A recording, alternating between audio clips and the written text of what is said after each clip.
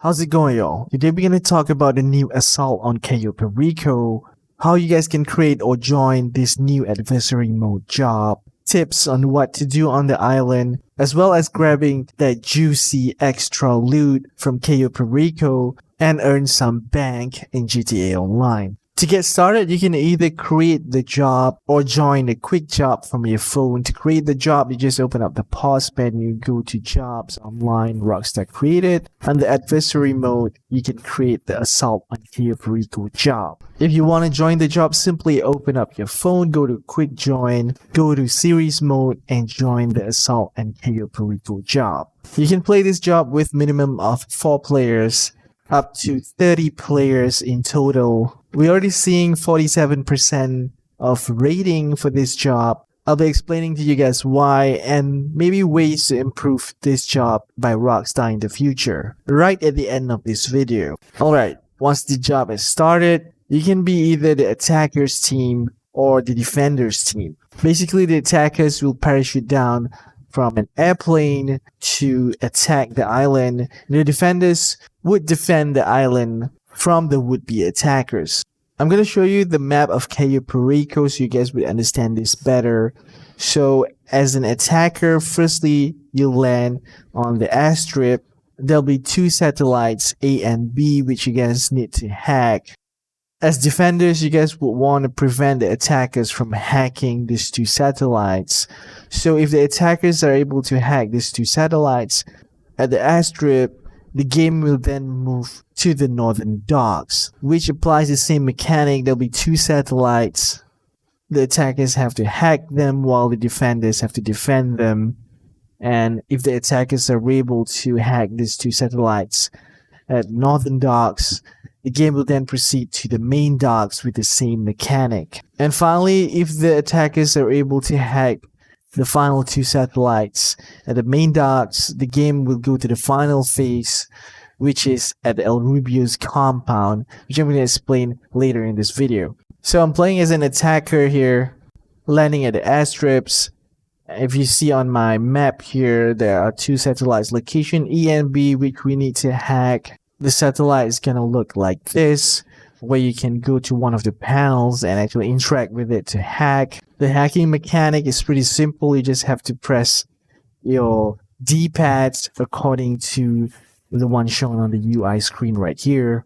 Once the satellite is hacked, the defenders can actually interact with the satellite to stop or halt the hacking, and then the attackers can hack it once again.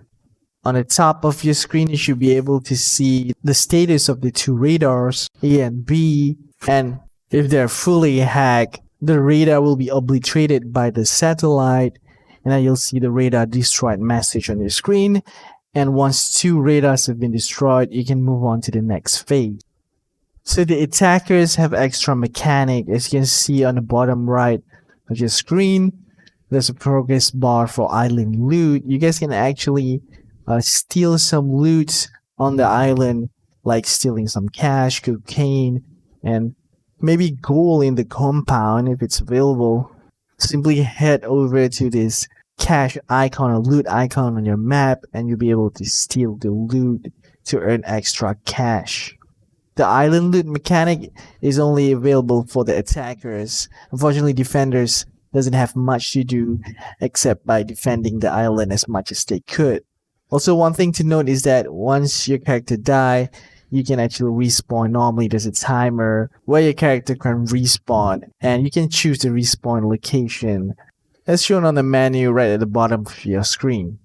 Also, if you open up your map, you can find the question mark icon, which indicates the secret loadout weapon. You guys can actually go to this location and equip the secret loadout. If you guys interact with it, you'll be equipped with a musket as well as a hand cannon. Both of these weapons have pretty slow reload. So if you hold the right D-pad, you guys can actually see extra bonus objectives that you guys can do. This applies to both defenders and attackers, like hacking a radar, take out a player with headshots, and other random tasks that Rockstar will ask you to do. And one of them is to use the secret loadout to take out one player, which is pretty hard because you have to use the hand cannon or the musket to actually kill one player.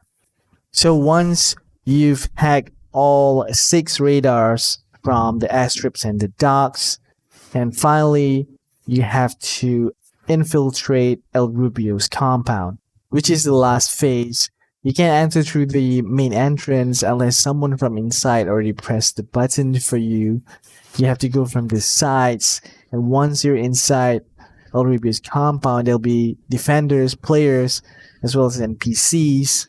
Most of the NPCs here are bugs, as you can see here. Sometimes they just don't move at all. All you guys have to do is just go to the main basement where you guys always loot the primary loot, like the panther statue, the pink diamond, and all that. You just go to the basement and you can find the green laptop icon on your minimap. You want to head over there. As an attacker, you want to go there and interact with the laptop to actually start uploading. And as defender, you need to go there and you can interact with the laptop to stop the upload. And you can see the progress bar on the bottom right of your screen. If the upload progress has been completed, the attackers will win. On the other hand, if the timer runs out and you're not able to upload the data, the defenders will win. So to me, this is like Rockstar's attempt to do kind of like extraction shooters similar to DMZ or Escape from Tarkov kind of game mode in GTA Online, but it doesn't seem to receive enough good reception from GTA player base. The main reason I can see is that a lot of GTA players are not into PvP, and it's not because of that only, it's because of a lot of bugs like the NPCs and hackers. Hackers can easily use God mode or unlimited explosive to kill all players, and Rockstar just can't do anything. This is because GTA Online game is network based instead of server based like DMZ or Escape from Tarkov, which the game admin can actually have more control on which players are hacking and whatnot. But I have some ideas to actually improve this game mode by Rockstar. Instead of having 2 teams like defenders and attackers, I think Rockstar should make it like the extraction game where you can have multiple teams. It's minimum of 1 player, maximum of 3 in a group, like trios, but you can have multiple trios that are able to join into Assault of Cayo Perico map. They're not gonna be defenders or attackers. Everybody's gonna be attackers, and they can kill each other's team. Like you guys have to infiltrate into the map and find some loot. Maybe you can bring some loot, not just money. You can bring some trophy into your base, like bring it into back to your auto shop, and you can just show off to your friend, like, okay, I got it from Assault on Cayo Perico. I put this trophy in my auto shop or my agency, you know. And then there'll be a boss. Maybe you fight El Rubio or El Rubio bodyguard, whatever it is, in the compound. So it's like 3 versus 3 versus 3 versus 3. But at the end of the day, you guys can either work together or kill each other to kill the main boss in order to get the main loot or the main prize. Maybe it's the hardest trophy to get where you can show it off in one of your properties. Who knows? These are just my suggestion that maybe Rockstar can implement to improve this game mode. So that's it with this video. Thank you so much for watching. If you like this video and found it useful, be sure to hit the subscribe for more future GTA videos. This is Joe, and I'll see you next time.